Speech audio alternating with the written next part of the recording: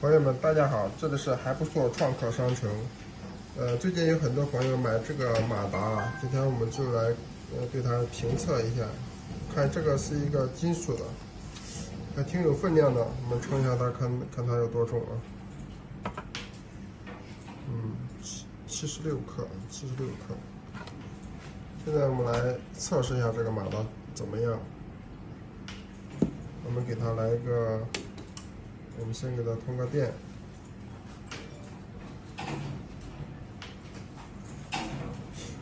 我们先给它通一个低一点的电压吧，通个3伏的。对，我们先把这个夹子给它夹上去，让它能看到，让大家能看到它的转动。好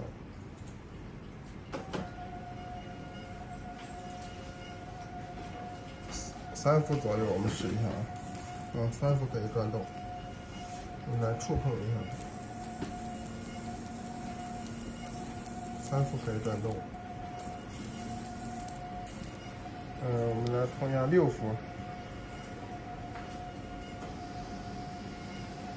6点多一点，转动还是比较快的。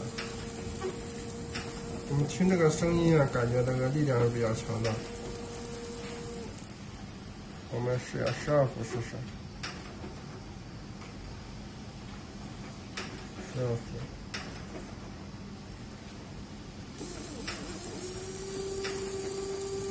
这个转速很快，转速很快。现在我们还是调到6伏来测一下6伏吧。6点多，我们来试一下，看它这个地方阻力怎么样，力量强不强？我们用手来看能不能把它捏住啊。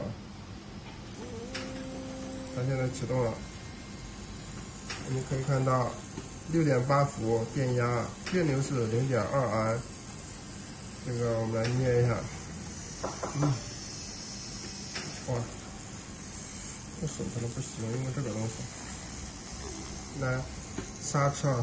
再构建一个刹车，按不住，电流在增长，还是按不住，电流快达到1安了，按不住啊，1点多还是按不住，用力1.37安的，这力量很强的，一个成年人拿一个工具，都快按不住了，不好按，很难按住。徒手的话根本按不住，你看，很用力，按不住，说明它那个力量很强，很大劲儿。好，现在我们来拆开看一下它的内部结构，看它是，这里有4个螺丝，拆开看一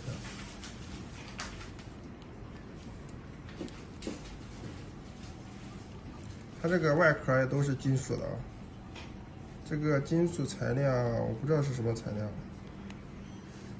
外壳是金属。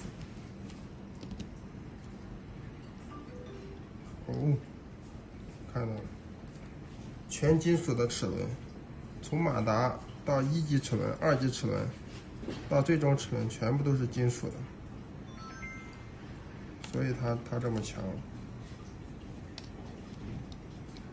把它装上去。这里边这个东西还有一个轴套，应该是个合金的轴套。这里是一个六角形的。这个马达应该是一个，这马达也不像130，比130跟130差不多吧，但这个马达很长，有个小电路板。还是不错的。好，谢谢大家。